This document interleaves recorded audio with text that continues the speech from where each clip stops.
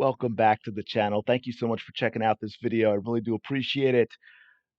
Big shout out to everyone who has subscribed in the last few days. We had a decent jump. We're up, I think we have less than 50 subscribers to go to an even 6,500. And of course, a shout out and appreciation for all of you that have been subscribed for a while from when this channel was new and have helped it grow. Without you, there wouldn't be a channel at all. I really, really do appreciate it. And of course, this is our post Indiana Fever video, our traditional post Indiana Fever video. And we have to start with a shout out to Lexie Hull. Lexie Hull was insane today, folks. 22 points, 6 of 7 from 3-point range. The 22 points was a career high. The 6 3-pointers made was a career high. She shot, get this now, because remember, total shooting percentage with the 2s and 3s and all, 110%. That was her total shooting percentage. The second most efficient 20-point game in Fever history. Absolutely crazy. Had some big games all around. Aliyah Boston was huge tonight. Not her typical scoring night. She struggled in the post a little bit because of the matchups and Seattle's defense. I mean, she wasn't terrible, don't get me wrong, but 4 or 9, 9 points. But she grabbed 15, yes, 15 rebounds. Oh, and had 8 assists. She had a Caitlin Clark stat line. You'd probably just flip the rebounds and points for Caitlin Clark. But yeah, Aliyah Boston, 9 points, 8 assists, 15 rebounds. So close to a triple double for the center, the Indiana Fever, where shout out to Rebecca Lobo, whom I agree with on this and made this observation during the game. Aliyah Boston is the second best passer on the Indiana Fever. She just happens to be a center. And I would say probably the best passing center in the entire WNBA. Kelsey Mitchell, I've got some other things to say to her in a minute, but overall, a good game because she got hot. And that's the thing. Kelsey Mitchell has to get hot. When she's not hot, she is a net negative, which we saw early in the game and we'll get to. But overall, 10 of 19, 5 of 8 from 3, 27 points. Caitlin Clark, 9 of 19, 23 points. Also had 5 rebounds and 9 assists. The assist probably should have been 12 or 13 because we got back into some missed layup stuff again today. And the 3 of 10 from 3. So she started out 0 of 6, I believe. It may have been 0 of 7, but I'm pretty sure it was 0 of 6. So then she got 3 of 4 after that. She was missing everything short tonight. I am going to scold Caitlin Clark. And I'm going to say this is why you do not go out on a school night. You do not go out to the Indianapolis Colts football game when you have an afternoon game the next day, because guess what? You're tired. Guess what happens when you're tired? Your 3-point shot falls short. Shame, Caitlin. Shame. Whew. But I absolutely should have had another double assist tonight. But other than the 3 being off early, again, great game from Caitlin Clark. Dantas gave a very solid 20 minutes. 8 points, 5 rebounds in only 20 minutes, played some really good defense. And then, of course, you see the Lexie Hull line, which I already just mentioned, 8 of 10 overall, 6 of 7 from 3, 22 points. And, of course, her normal great defense, great hustle, took another charge today. So she was absolutely fantastic. There was some ridiculous stuff today and multiple things that I think, so this doesn't get crazy long, I'll talk about in a little more detail in another video and break it up. But I will say this stuff at the end of the game, ridiculous by Seattle. This is why people don't watch the WNBA. Bunch of whiny entitled brats. I've never in my life, look, there are mercy rules and scoring limits and all that for really young kids in sports. The WNBA is a professional basketball league with adults. And on the sideline, before the game's even over, Seattle players and coaches are getting in Christy Sides' face and pointing fingers and whining and complaining because they don't feel Christy Sides emptied her bench soon enough. Guess what, folks? Christy Sides doesn't have to empty her bench at all. Yes, I'm going to defend Christy Sides here. This is ridiculous. She did it a minute after Seattle did it, I think, instead of at the same time, which apparently is a problem for the entitled brats who had their ego bruised over on the Seattle bench. And no technical foul for that garbage behavior on the sidelines either. Really, really bad look for the WNBA. Another bad look for the WNBA is this. For those of you that don't know, I believe the number's 7 technical fouls accumulated over the season will get you a suspension, which is why people were worried because early in the season, Caitlin was picking up some. And what you're about to see here, Caitlin Clark, it's Indiana Fever basketball, so there's nothing with the call that just happened that would upset Caitlin Clark. She's frustrated because she missed a 3 down the other end the previous possession. There are no Seattle players near her. There are no referees near her. She got a technical for this, folks. As you'll see here by her reaction, the referee that she's looking at now just teed her up for that. Again, absolute Bush League, no excuse for that. The referee has no business refereeing professional basketball games. The WNBA needs to do better. This is absolute nonsense. By the way, one last thing, in case you missed it, we know Caitlin Clark got the assist record. We don't know exactly when she got it because no one knows exactly what the number is. Is it 224? Is it 225? No one was sure. Think about that. Think about that. And they didn't get it sorted before they went into the game. And I believe someone looked it up. And if you look, I think, at the WNBA page, the number is different than on the player page. And it's different than what ESPN has. An absolute cluster. This is an incompetent organization that has been allowed to be incompetent for almost 3 decades because the NBA kept them in business. The entire management of the league, from the commissioner on down, needs to be booted out. You need to get in people with experience who know how to run something like this. It is a new era and a new opportunity. Time to clean house. All right, let's dig in a little bit. Now, first, because you heard me say she should have more than 9 assists. And by the way, this is not the only ridiculous miss by her. By the way, Kelsey Mitchell actually airballed a layup today, folks. But let's look at this one. This is to start the game. Look, they're down 4-0. Be a good opportunity to get an easy bucket. This is a great pass from Caitlin Clark. One of the easiest shots in the world right here. And it's not even close. First of all, what is she doing actually?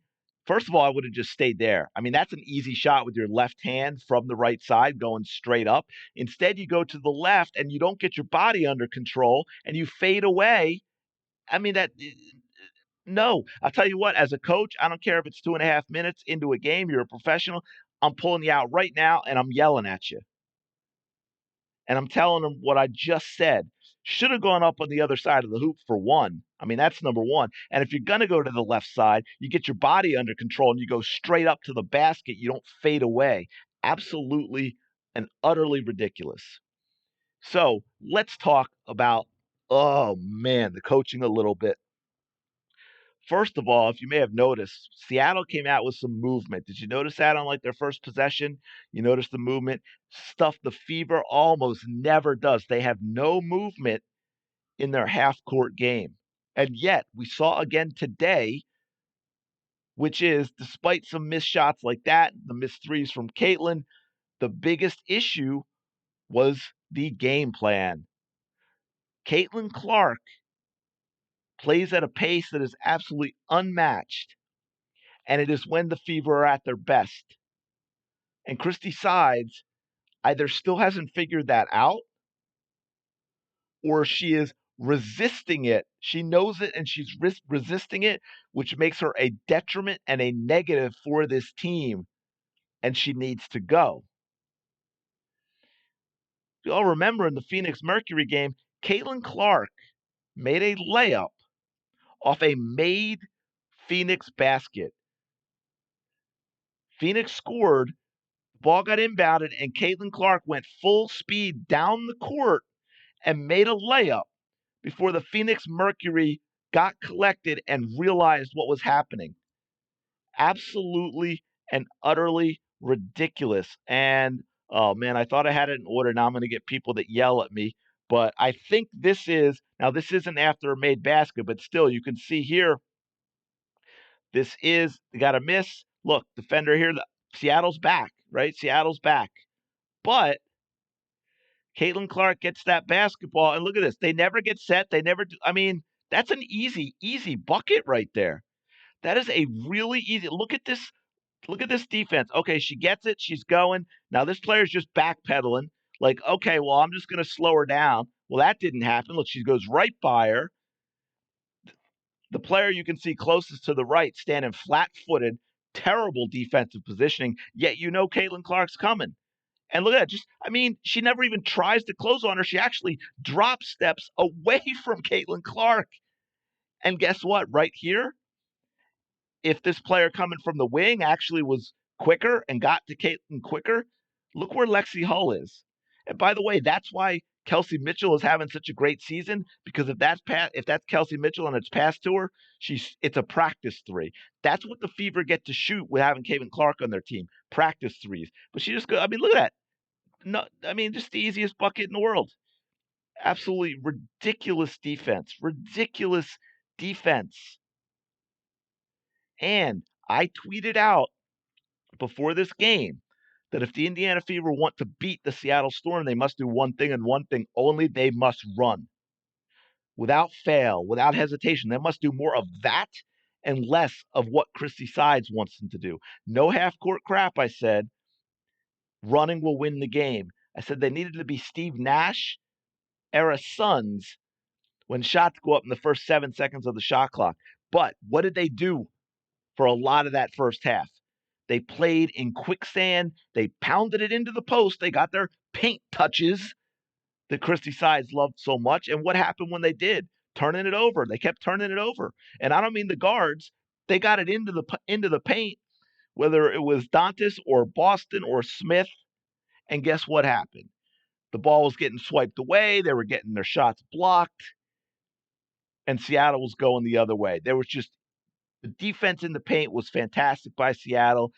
Indiana Fever looked terrible because of it. And it's just so great to see Sides be absolutely incapable of growing as a coach. And this is the big issue we've got going forward. You're always going to need to take into consideration that Christy Sides is still this coach. And if Kelsey Mitchell is not hot, you're going to get selfish, shot-chucking Mitchell, which will really, really hurt the team. She missed 3 or 4 layups today. She had one breakaway early where she had Caitlin Clark wide open on the left, Samuelson wide open on her right, and she just goes right to the basket, chucks up junk, and they get nothing out of it. So what was the next one I want to see? I think this is, let me just make sure. Oh yeah, this is just again, adding more and more to her game. Everyone was just worried about, oh, all she can do is shoot threes. But we got a little something else. That's a tough bucket, folks. Sorry you couldn't see all that. That is a tough bucket. This is, this is another one. I think this is another one besides the one I showed you earlier. Oh no, this is it after the basket. Yeah, this is the one I saw. I just showed a little more, but that's just awful defense right there. Awful defense. It's great by Clark, but it's also awful defense. Oh man, and then I wanted to show this just because this is something being added to her game a little bit that people were complaining about. She does have a mid game if she wants to use it. She can get her shot when she wants to get her shot. Because now, guess what? And I'm going to show that again for one reason. Now watch the defender, right? She's got her straight up there. She's in a good spot. Now, one thing we've seen Caitlin add from the very beginning of the season, I just showed a video of one, is getting all the way to the bucket, right? Getting layups. So as soon as Caitlin starts to drive, watch the defender on this, right? Look, she's push off and she's like, I'm gonna stop the layup. So Caitlin just says, okay, I'm just gonna pull back and shoot an open jump shot. That is a new element to her game. It's going to make it more and more difficult for defenses. What are we seeing? She can shoot the three. She can shoot the three off the dribble. She can shoot the three going left or right. She can shoot the three off a pick, obviously. And then guess what else we saw? That's right. Guess what else we saw in the evolution of her game? Here it is, folks.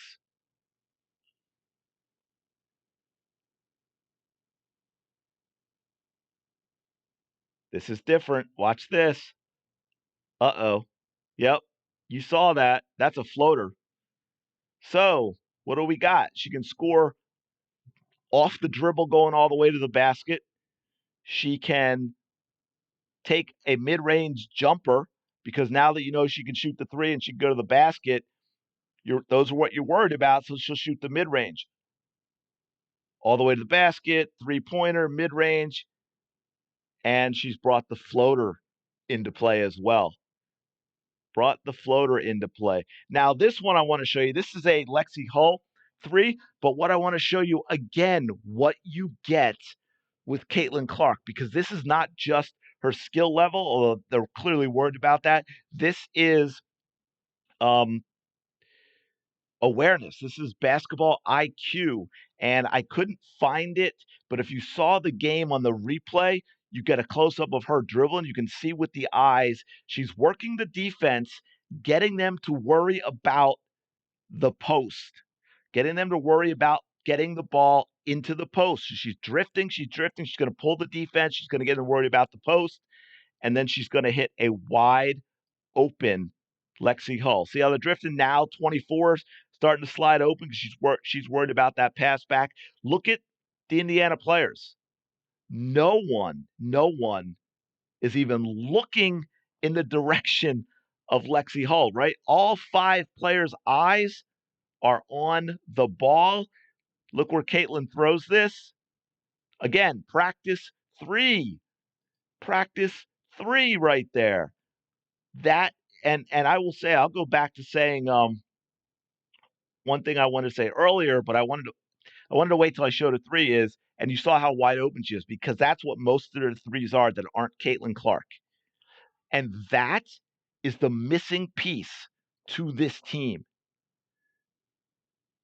They can get open threes almost anytime they want if they play it right. However, they haven't been the best 3-point shooting team, right? We saw it with Christy Wallace early. Katie Lou and Lexi are decent 3-point shooters, but they haven't been consistently what we need them to be. But if you start consistently making the wide open threes that you get with Caitlin Clark on the court,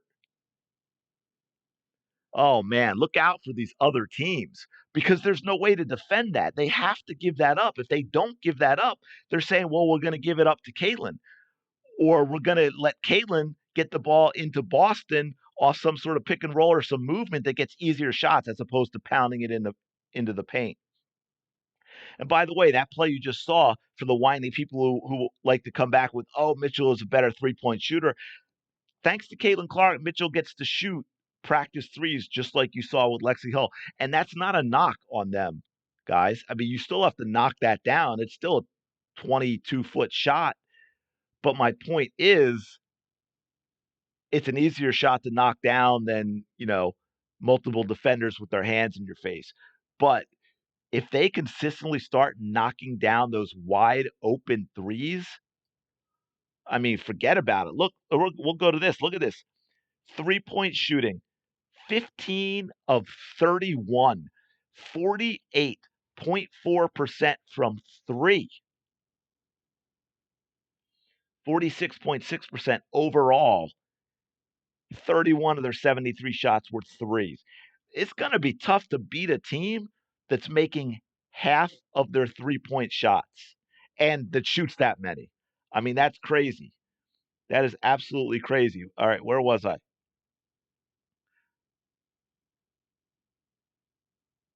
That's the one we just saw. And think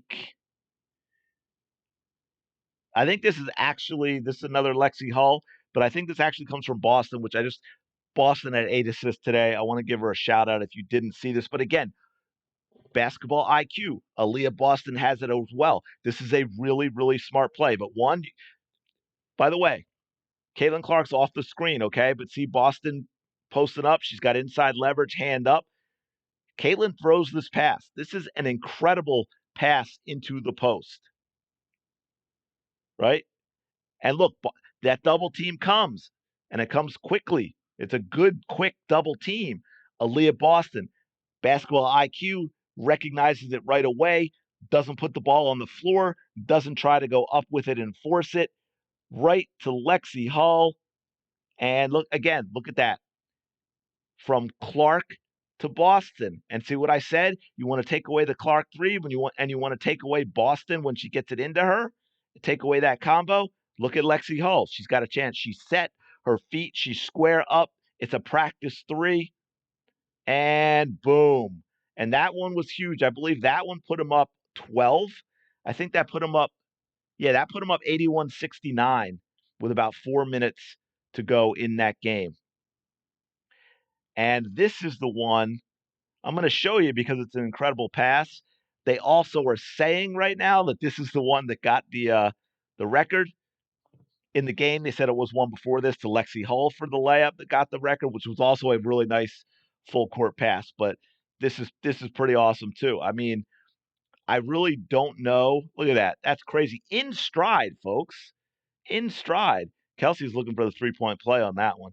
But yeah, I tell you what, the Fever, if they can overcome Christy Sides and they can overcome when Kelsey Mitchell isn't hot, man, you don't want to play this team in the playoffs. And the one thing I will say about this game, even though it was started out horribly and I didn't like it for a few reasons, I didn't like how Kelsey Mitchell was playing to start. I didn't like Christy Sides and the stupid half-court offense and pounding it into the paint for paint touches, which were nothing but turnovers. As you notice, the second half, they're running. That's how they got back into the game. That's how they got a 33-point quarter, sorry. They had a 35-point half in the first half. Yeah, 35, and then 33 in the fourth quarter. They ran a lot more in the second half when they scored 57 points. 57 points in the second half. They lit it up, and that's because they were running and getting open looks, and they stopped pounding it into the paint. Now, here's the great thing, though. So between the sides and the half-court play and the turnovers and the missed layups that were happening early, the Fever did not play a good game today. They shot lights out. They got better as it went. But this is a win that you would call an ugly win. And it was an ugly win against a really good team that had already beaten them twice. These are the types of games good teams win. When they're not at their best, when it's going to be ugly, good teams find a way to win games like this. So in terms of a next step and in terms of the playoffs, this is a great experience overall for the Indiana Fever. Great experience overall for them to get this type of win as they continue on with their season and make a playoff push. But I am going to leave this one there. Thank you so much for checking out this video. Please do like and subscribe if you're enjoying the content. We're closing in on that 6,500. Let me know your thoughts on the games below in the comments. Is there anything that I didn't cover that you wanted to talk about or that you thought you saw differently or what have you? Let me know, and I will talk to you later.